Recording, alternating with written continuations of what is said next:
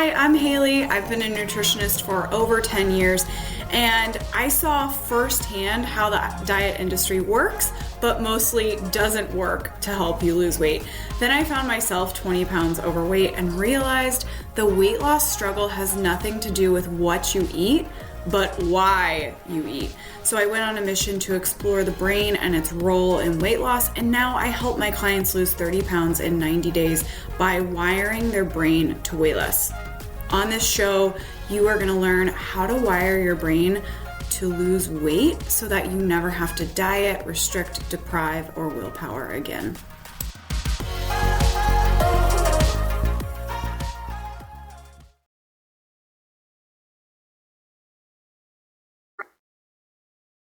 Hello. Welcome back to the podcast. It's Haley here. Today, we're going to talk about my number one tip to recovering on a Monday after a weekend of eating all the things. I did an Instagram live on this. If you don't follow me on Instagram, go follow me on Instagram. It's my name, Haley, HAYLEY_Sohn, SOHN. And people were going crazy on it. So I was like, have I not done this on a podcast yet? And I hadn't, I don't think. I looked through and I was like, no. All right, we're going to do it. So if you find yourself on a Monday, on every Monday, feeling kind of like that food hangover, like you really overdid it, and you're just not feeling so good, you're feeling tired and groggy and just bloated and like terrible, this podcast is going to be really helpful for you. And the overall message in this podcast is really to help you get closer to being the person that you want to be with food. Like having this really calm, quiet, effortless relationship with food where you're not constantly trying to fix something. You're not constantly trying to undo. You're not like racing to do all the things. I used to have this very like hustle relationship with food. I was always like trying to fix something. I was racing to lose the weight, and it just never worked. It never worked. I was always spinning my wheels and I was working so hard, ironically. And I know it was never getting anywhere. And that's how so many of my clients are. So if that's you, this podcast is going to be really helpful for you. We're going to go through a lot of pieces. And then like, of course, my number one tip, like the only thing that you need to do in order to recover. So what I do want to talk about first is what you're doing right now. I have talked on this podcast, and I talk a lot about it on social media, the pendulum effect. This is what a lot of us are in. So if you pull a pendulum all the way up to one side, it's going to swing equal and opposite distance to the other side when you drop it. And this is where so many of us are with our food. So on one side of the pendulum, we're pulling it all the way up to one side and we're overeating. And as soon as that drops, we are on the other side of that, equal and opposite, trying to fix the overeating. We're trying to diet. We're trying to restrict. We're trying to get ourselves to lose weight with all of these actions. And it doesn't work. The more we do both of those things, the more we keep ourselves in this vicious cycle of overeating and then trying to fix it by overeating and undereating and dieting and restricting and over-exercising and doing all of these reactive things. It's this whole reactive relationship with food. I overdid it. Now I gotta react and do something about it. And the doing something about it when the thing that we're doing is like dieting and counting and micromanaging ourselves, what that really just leads to is more overeating on the other side. It is truly this really vicious cycle. It's this pendulum that's always swinging. It's always swinging from one extreme to the next. And what you want is this relationship with food where that pendulum isn't moving at all. It's just calm and quiet, and you feel peace with food. You feel effortlessness. You don't have to do anything. It's not on your mind 24/7. You're not waking up thinking about what you ate last night and what you're going to eat today and how you're going to fix this and what the scale might say. And I mean, all of those things where you can just wake up, clean slate, not really think about food, go about your day, have a nice meal, enjoy it, and then like forget about it and move on with your day. That's what we want. But this pendulum, this vicious cycle of overeating and trying to fix it will perpetuate as long as you are doing one of those two things.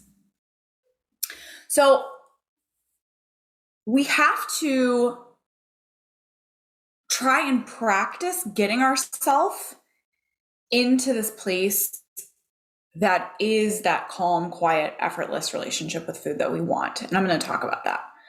But the more we practice overeating and then dieting, or whatever you call it when you try to fix your overeating, whatever that looks like for you, you might not call it dieting, but you are probably doing some form of micromanaging your food. The more you practice that, the more you're not going to be able to achieve this quiet, peaceful, effortless relationship with food.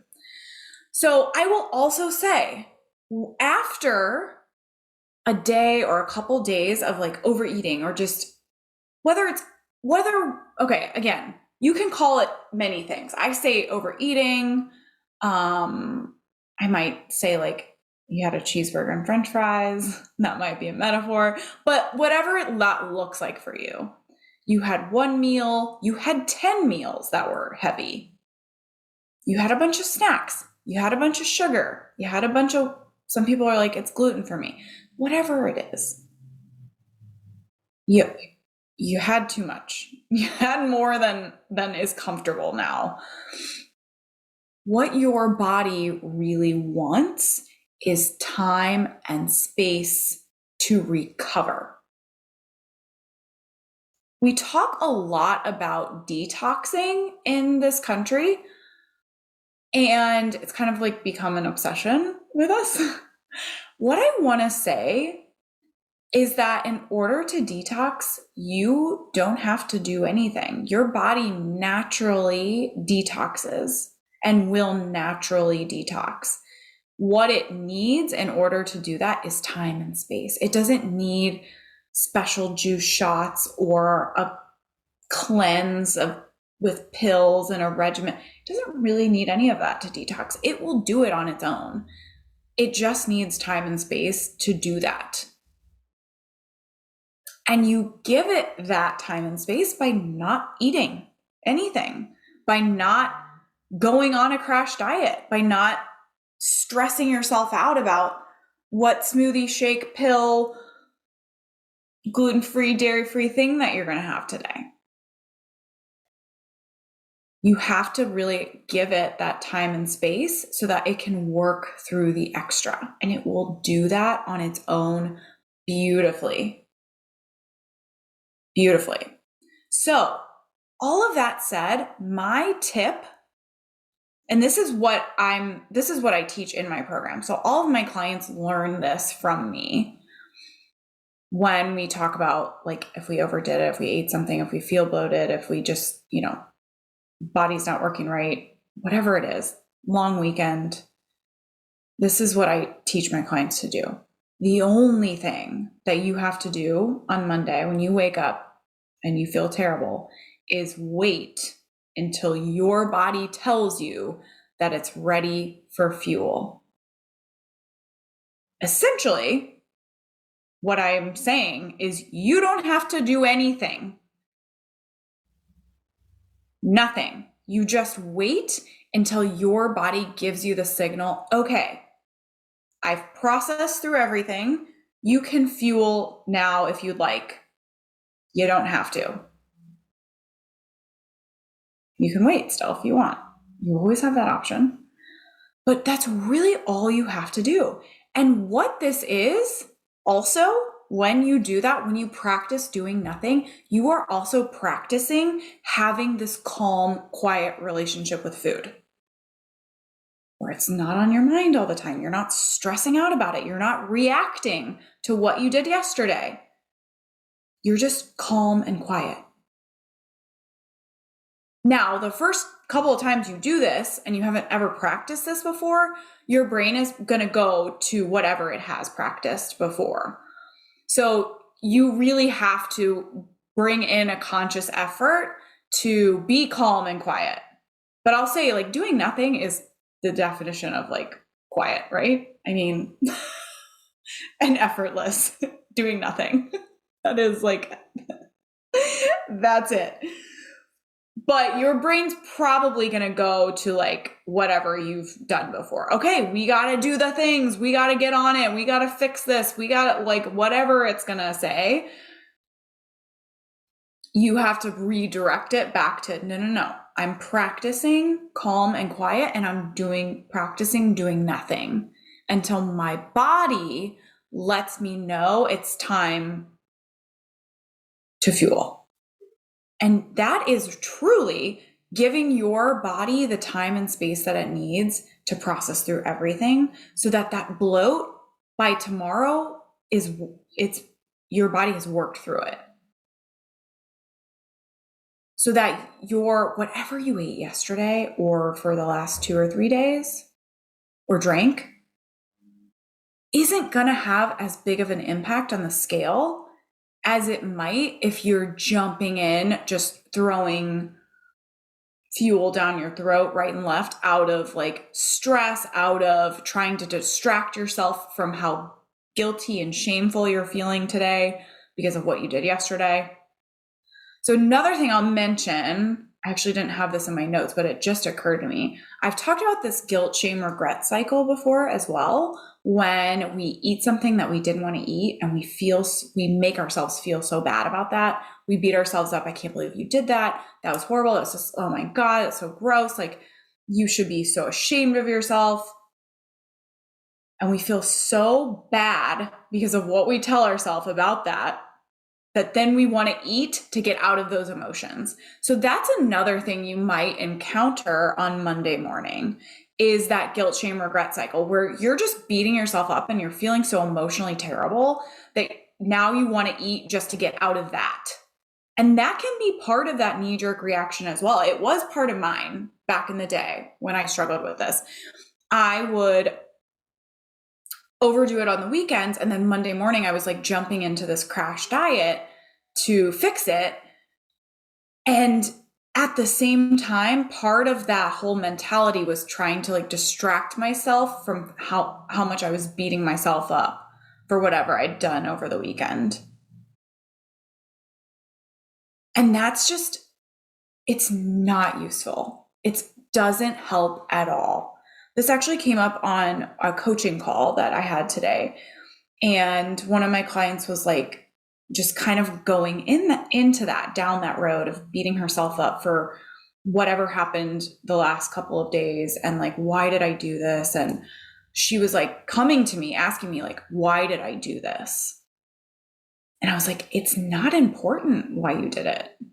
I mean, we will work on that in a micro way over time, but just sitting here and asking that question isn't useful. The answer that we're going to get isn't really, what are we going to do with that? What we need to do right now is just move you forward from beating yourself up about it. And just see that that's not useful. It's not helping you at all. It's keeping you stuck, and it's been keeping you stuck for the last 20 years. Let's just decide how you want to move forward and move on from this, instead of asking all of these like deeper questions. And that's what you can do too. And the first step for that is to really just see that you're beating yourself up right now, to be able to hear those thoughts, to be able to see them, and just decide this isn't useful for me. What I want to practice right now is calm and quiet and just being at peace with this, just allowing this. And that takes practice. Doing this the first time might not be a home run. One of my clients is like, it wasn't a home run for me. I love it so much because I use this sports analogy a lot. Whether you play sports or not, I think we can all kind of understand it. But I use this sports analogy a lot of like, we're just practicing. We're just discovering what we've been practicing that hasn't worked, and then we're going to decide what we want to practice. And so she's always like, wasn't a home run. That one I need to practice more. And that's the same for you. The first time you do this, the first 5 times you do this might feel like you are whiffing the ball. You are hitting, man, I don't know baseball. Oh my gosh. I was going to say like pop shot. That's not even, I'm pretty sure that's not a baseball term. I know tennis a lot better. Let's see. And we say whiffing. You're just whiffing the tennis ball over and over again. It might feel like that. But the more you practice it, the more you're intentional about it. This is what I'm going to do. Okay, this is where I am. This is what keeps popping up for me. But I want to practice this. This is what I want it to look like. And I'm just going to practice it as much as I can consciously see what's happening and redirect. I'm going to practice calm. I'm going to practice not putting anything in this vessel other than water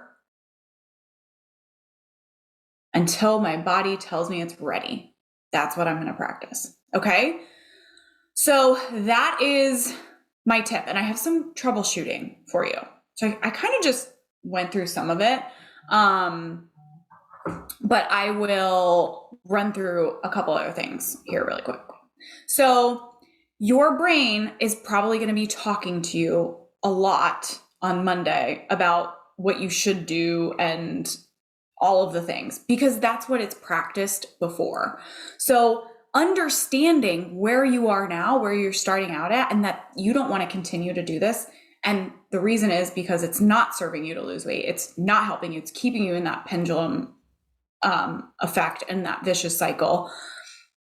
You need to figure out where you are now. And you can do that really easily by journaling. And all you have to do really is just ask yourself, like, what am I thinking right now about this situation? And start writing. Pen, paper, start writing. You will have answers. That will tell you, okay, this is where I am right now. And what you can do then is you can read through those thoughts. You can say them out loud. If there's someone that you trust, maybe you have your own coach, or if you want to come work with me, you can say them to me. But a lot of times when we see them on paper and then we say them out loud, we realize how absolutely stupid they are, for lack of a better word, how just like ridiculous the things that our brain has come up with and repeated over and over and over. And we didn't even realize they were spinning out there in the back of our mind. How just like, oh my God, this makes no sense. This isn't even logical. I don't even believe this, but it's just been going on in the background for so long and I didn't know it was there that I never questioned it. So some of them that might come up, especially if we're talking about waiting to fuel until we have a physical need for it, is this concern that we might pass out, that we'll get so hungry that we will be in physical danger. And so I went through this recently with a client, and these were some things that she brought up. I'm worried I might pass out. I'm worried that this physical hunger might like put me in danger. And as she said them, like I really didn't even have to coach her that much on them, because as she said them, she was like, I'm just seeing that this isn't really that logical. Like, of course, I'm not going to pass out from not eating for 2 hours. Of course, that's not going to happen. She's like, maybe after a couple of days, but it's really not likely just with a couple of hours. Like, this isn't realistic. She's like, yeah, I might experience some physical discomfort, but then she started I asked her about that, and she started walking herself through it. And she was like, yeah, the physical discomfort, it comes and goes. It's not just this constant thing that being distracted by or being made uncomfortable by. It kind of like, it comes in waves and then it passes and I forget about it and it might come back, but then I kind of forget about it. She's like, it's really not that big of a deal. So you need to do this for yourself. Where are you now? What are all your thoughts about waiting to fuel? Your thoughts about not doing a knee-jerk reaction diet? Everything. Your thoughts about what you ate yesterday and how you're beating yourself up now. Get all of those out and start saying them out loud and realize how maybe just completely silly they are. And any ones that you're really hung up on, those are the ones then to start working through, to start putting more thought towards, okay, how can I change? How can I move the needle on this? I want to take this thought that I believe right now and find a place that serves me better that I can still believe. One of my clients today said, there's two truths to every, how did she put it? There's two truths to like every thought or every situation. There's a negative one and there's one that feels better than that. And we just want to choose the one that feels better than that. And that's such a wonderful way of putting it. That's what you're looking for. You're probably practicing the negative one right now. You want to find the one that you can believe that's better than that, that feels better than that. And that's what you want to practice. Okay. You may also on a Monday morning after overdoing it, especially if you ate a lot of carbs or sugar, you might have a lot of false hunger signals. So if you're going by the rule of waiting to fuel until you have a physical need for it, and you're having false hunger signals, that's important to know. So what you need to do is drink a lot of water. And what I like to do is eat a tablespoon or two of coconut oil. It is a pure fat. It's not going to activate your metabolism, but it will help to regulate those hormones. It will help to bring down your insulin a little bit and balance everything out so that you're not getting a lot of false hunger signals. And I'll say the more often you practice this, the better your body gets at adapting to that, adapting to waiting to fuel, to having some fat to like balance out its hormones, and to being able to ride out periods of not eating. For me, that feels amazing. I do that now all the time. There was a point in my life where I really didn't want to do that, and it maybe didn't feel as good for me, but the coconut oil has gotten me to this place where that feels so good. I have so much energy. I really feel awesome physically in my body. But you have to figure out what that is for you. There's a reason I don't talk about food, diet, or what I eat a lot on this podcast or anywhere. It's because I don't want you to take what I do and copy it verbatim for yourself, because you have to figure out what works for you. What works for me might not work for you. And you got to discover that on your own. Again, so many things happened on our coaching call today, but somebody today was kind of working through this, and she was like, what works for everybody else? And I was like, oh, nobody answered that. You got to figure this out for yourself. You're not just going to take what everyone else does. That's what our natural thing to do is. We want to just take what everyone else does and do it for ourselves because we're used to doing that, because that's what dieting is. It's someone else's idea of what you should be eating. And we're so used to being told what to eat that we can't listen to ourselves anymore.